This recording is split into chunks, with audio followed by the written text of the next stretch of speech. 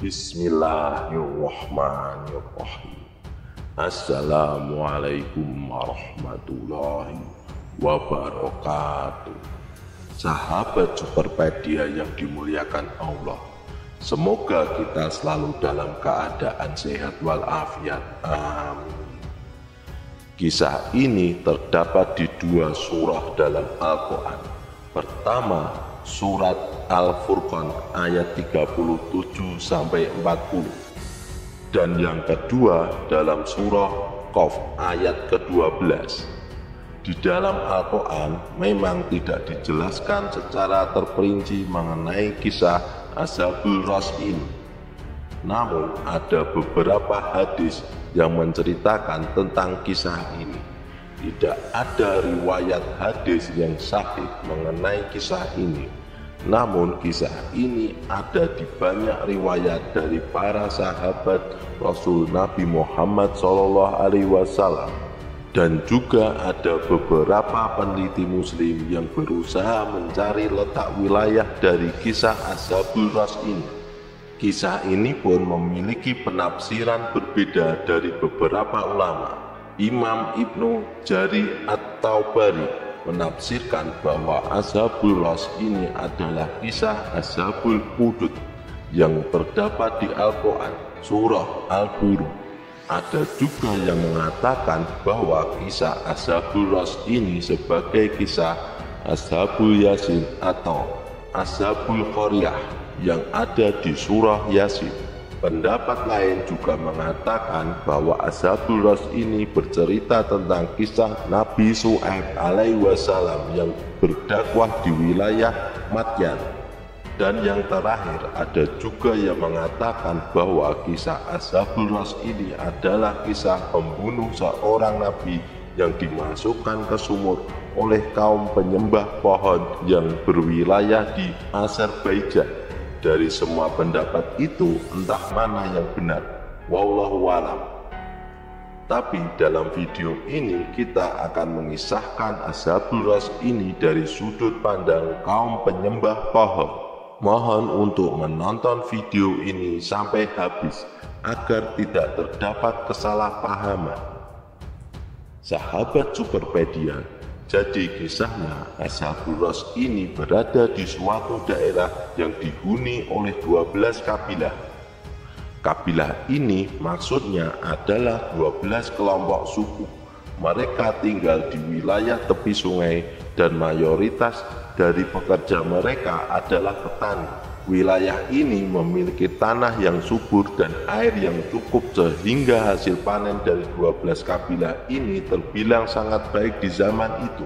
Mereka hidup jauh di atas rata-rata. Hampir semua warga di sini kaya raya karena hasil panen yang berlimpah ruah. Di wilayah tempat tinggal 12 kabilah ini ada sebuah pohon tua yang sangat tinggi dan sangat besar. Tak ada satupun pohon yang lebih besar dari pohon ini di wilayah itu. Kemudian di bawah pohon ini mata air atau ada aliran air yang sangat banyak debitnya, sehingga airnya mengalir terus tanpa henti. Air ini mengaliri sawah-sawah dan perkebunan warga di 12 kabilah itu. Pohon ini dianggap sangat besar jasanya bagi 12 kabilah itu, sehingga akhirnya mereka menyembah pohon besar ini. Kedengarannya agak lucu memang jika ini terjadi di zaman sekarang, tapi tidak menutup kemungkinan hal itu memang ada di sekitar kita.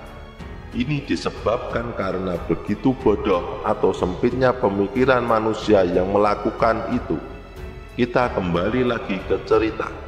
Setelah mereka rutin menyembah pohon ini, akhirnya kedua belas kabilah ini sepakat menanam pohon dengan jenis yang sama seperti pohon besar tadi di setiap daerah mereka masing-masing. Kemudian dibuatlah aliran air dari pohon besar utama tadi ke 12 pohon yang baru ditanam, karena mereka berharap bahwa ketika 12 pohon ini tumbuh besar suatu hari nanti, mereka tidak perlu lagi menyembah pohon utama tadi. Artinya kedua belas kabilah ini punya pohon mereka masing-masing untuk mereka sembah. Kemudian kedua belas kabilah ini membuat sebuah peraturan. Barang siapa yang meminum air, memetik daun, atau memetik buah dari pohon besar ini akan dibunuh. Peraturan ini dibuat karena pohon besar ini dikeramatkan atau dituhankan oleh kedua belas kabilah ini. Sahabat Superpedia yang dimuliakan Allah, sebulan sekali kedua belas kabilah ini melakukan ritual di sekitar pohon itu dengan bernyanyi-nyanyi, menari-nari, bahkan mabuk-mabukan, hingga pada akhirnya pohon itu dimasuki oleh setan, dan tiba-tiba pohon itu mulai bergerak-gerak, padahal tidak ada angin. Mereka pun kaget dan terpana melihat pohon besar ini bergerak-gerak.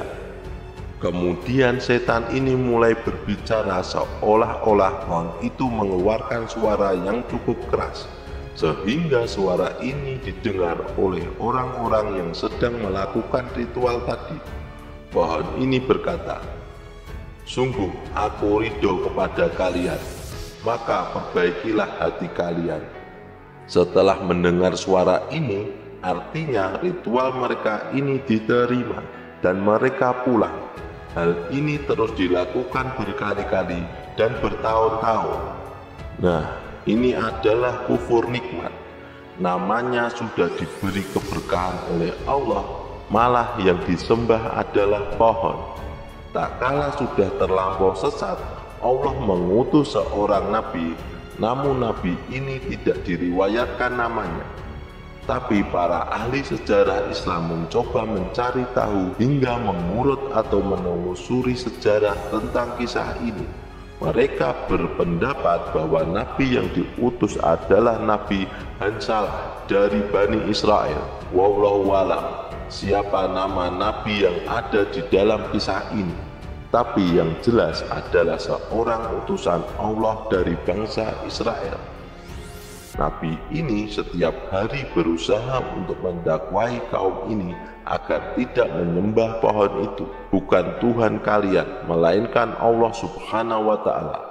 Berhari-hari bahkan bertahun-tahun didakwai, tapi tetap saja kaum ini masih menyembah pohon. Hingga tak ada satupun dari kedua belas kabilah ini yang menjadi pengikut Nabi ini untuk mentauhidkan Allah Subhanahu wa Ta'ala. Artinya mereka semua tetap kufur kecuali satu orang. Hanya seorang budak berkulit hitam saja yang percaya dan mau mengikuti Nabi ini. Dari sekian banyak orang, hanya satu yang mau beriman kepada nabinya. Tak kala pada suatu hari, Nabi ini berdoa kepada Allah Subhanahu wa Ta'ala. Lalu ia memohon agar pohon yang disembah oleh 12 kabilah ini mati. Allah Subhanahu wa Ta'ala langsung mengijabah doa ini, dan pada saat itu juga pohon besar ini langsung mati. Maka kaum penyembah pohon ini pun marah besar, dan mereka tahu bahwa penyebab pohon ini mati adalah karena doa dari Nabi ini. Akhirnya Nabi ini ditangkap secara beramai-ramai oleh kaum ini. Di dekat pohon besar tadi, kemudian mereka menggali lubang yang sangat dalam menyerupai sebuah sumur, dan Nabi ini dimasukkan ke dalamnya. Lubang itu ditutup dengan sebuah batu di atasnya. Satu-satunya pengikut Nabi ini adalah seorang budak tadi. Ketika budak itu mengetahui bahwa nabinya dimasukkan ke dalam sumur, ia berinisiatif untuk memberi makanan setiap hari. Jadi karena budak ini miskin dan tidak punya uang, ia mencari kayu bakar di hutan dan menjualnya di pasar. Uang hasil penjualannya digunakan untuk membeli makanan yang kemudian dibawa ke lubang sumur itu dan diberikan kepada nabinya. Hal ini dilakukan setiap hari oleh budak ini. Ia pergi ke hutan mencari kayu bakar, menjualnya, dan menggunakan uangnya untuk membeli makanan agar nabinya tetap bisa hidup. Hingga pada suatu hari ketika budak ini hendak mencari kayu bakar di hutan, ia merasakan kelelahan dan ingin tidur sebentar. budak ini pun berbaring dan mulai tidur. Di peristiwa ini Allah Subhanahu wa Ta'ala membuat budak ini tidur selama 14 tahun lamanya. Ketika budak ini terbangun, rasanya hanya sebentar, seperti tidur setengah hari saja. Lalu ia melanjutkan mencari kayu bakar, kemudian pergi ke pasar untuk menjual kayu bakarnya dan membeli makanan. Setelah itu ia membawanya ke lubang sumur tempat Nabi itu. Namun ketika sudah hampir sampai di lubang sumur, budak ini bingung karena sumur tempat Nabi itu sudah tidak ada dan kondisi daerah semuanya sudah berubah. Untuk kisah akhir dari Ashabul Rass ini terdapat dua pendapat. Yang pertama, ketika si budak tidur selama 14 tahun. Yang pertama, ketika si budak tidur selama 14 tahun, saat itu 12 kabilah ini sedang mengadakan ritual di pohon keramat itu. Tiba-tiba semua terdiam dan beramai-ramai melihat ke arah langit, karena tiba-tiba langit berubah menjadi gelap. Saat itu juga keluar lahar panas dari dalam tanah dan di langit muncul banyak bola api yang menghantam seluruh orang dalam kaum ini.